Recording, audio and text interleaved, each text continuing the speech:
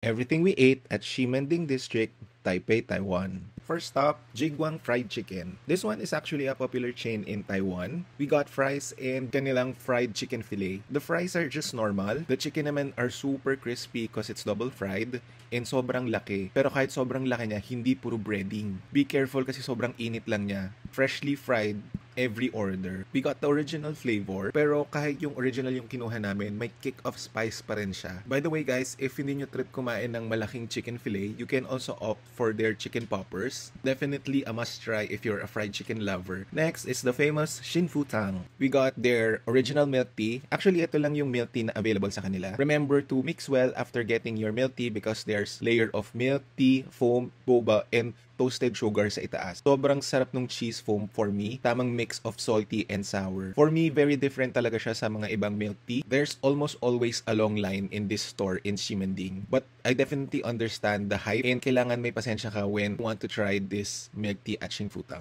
We also tried their Xiaolongbao, a staple food all over Taiwan. For their version of Xiaolongbao, medyo kulubot lang siya. Probably because of the mass production na din kasi. Still, it's very soupy inside, like your typical XLB. In every bite, there's a pop of pork broth flavor. It was good, but definitely not the best out there. This one actually came with a packet of hot sauce. Parang malas sriracha. And can't say I've tried Xiaolongbao with this kind of sauce. And I must say, sobrang sarap ng sauce na to and it perfectly goes well with the broth inside ng Xiaolongbao. Next, we went this Carinderia style restaurant which is Tian Tian Li Oyster Omelette. Yung ordering method niya is you have to check yung mga items sa isang piece of paper na gusto mong orderin. Wala nga lang available na English menu, so you just have to have your ever-trusted Google Translate. First, we got their braised pork with rice. Basically, just your giniling with oyster sauce flavor but more on the sweeter side. Honestly, medyo maalat para sa akin yung ulam, kaya best to make siya with all the rice and the egg. Next, we got their oyster pancake. Definitely my favorite here in this restaurant. Sobrang generous niya with all the oysters and kitang-kitang buo-buo pa and very sticky and moist inside. It's topped with sweet and sour sauce and perfectly goes well with the sea salt flavor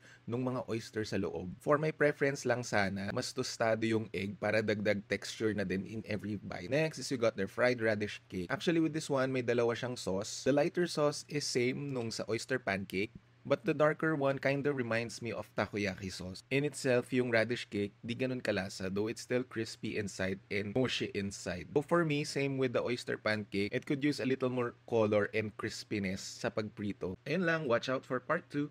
By the way guys, if you want longer form videos, you can subscribe to my YouTube channel, John Eats. In my videos there, I can talk about the food at more in-depth level and makapagkwentuhan pa tayo of other stuff. So see you there!